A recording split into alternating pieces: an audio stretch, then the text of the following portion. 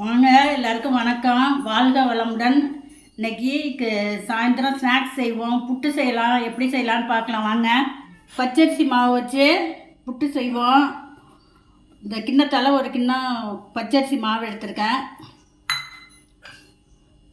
அதுக்கு தகுந்த மாதிரி கொஞ்சமாக சால்ட்டு போட்டுக்குவோம். மாவை கலந்து விட்டுக்குவோம். சால்ட்டு போட்டதுனால நல்லா கலந்துக்கணும். அப்புறம் கொஞ்சம் கொஞ்சமாக தண்ணி ஆட் பண்ணிக்கணும்.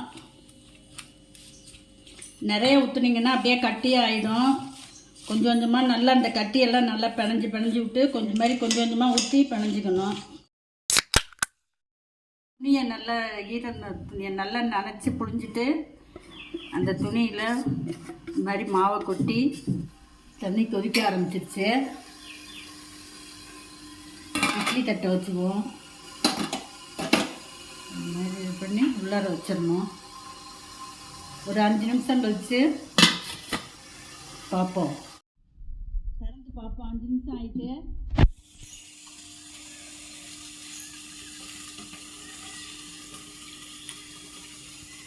கொஞ்சம் தண்ணி தெளித்து திரும்ப வைக்கணும். கொஞ்சமாக தண்ணி தெளித்து கொஞ்சம் பிரட்டி விடணும். இப்படி ஸ்பூனால் சுடும். கையை வச்சிங்கன்னா அதான் ஸ்பூனை வச்சு இப்படி கிண்டி விடுங்க. ரொம்ப ஊற்றிடக்கூடாது தண்ணியை.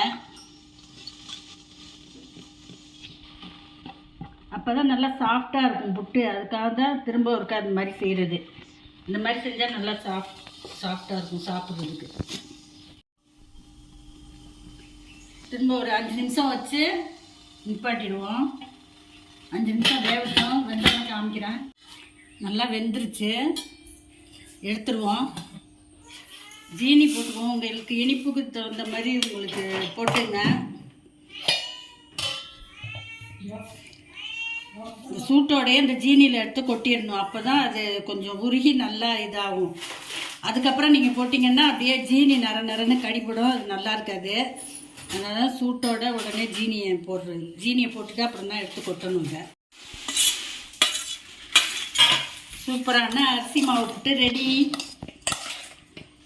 உங்கள் குழந்தைங்களுக்கு செஞ்சு கொடுங்க. நீங்களும் சாப்பிடுங்க. எப்படி இருந்துச்சுன்னு கமெண்ட்டில் சொல்லுங்கள்.